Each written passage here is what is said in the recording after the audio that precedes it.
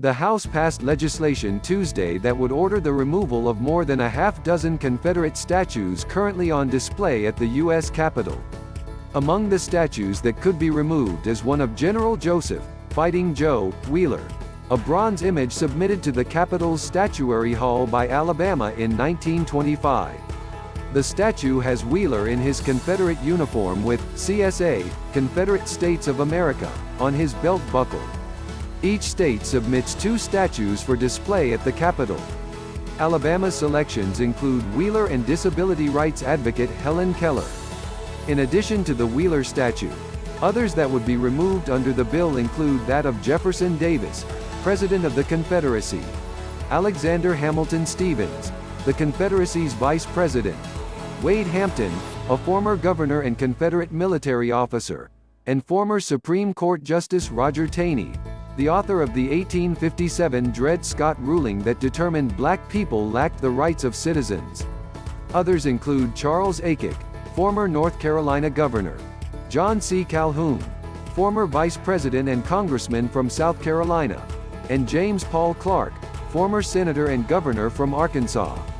If approved by the U.S. Senate, any statue removed would be returned to its contributing state, which would be given the option to replace it with another honoree. The measure passed the House 285 to 120, in a vote that included support from 67 Republicans and all Democrats.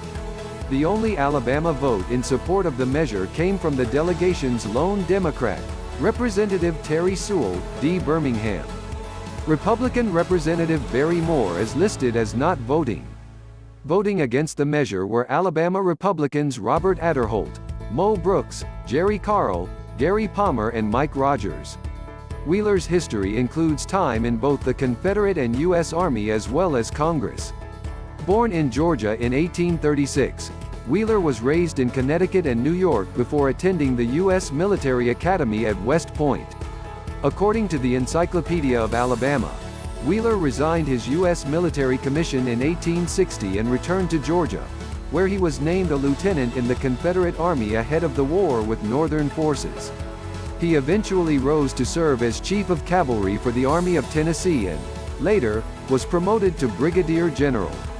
Wheeler and his forces were considered instrumental in several major battles. Wheeler was briefly imprisoned at the end of the war. After his release, Wheeler settled in Lawrence County, Alabama.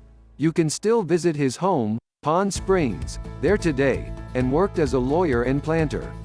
He was elected as a Democrat to the U.S. House in 1880, serving terms until 1900. In 1898, Wheeler, by then 61, rejoined the U.S. Army as a brigadier general where he commanded a division in the Spanish-American War. Among those under his command during the war were Theodore Roosevelt's Rough Riders with Wheeler riding to the front at the Battle for San Juan Hill.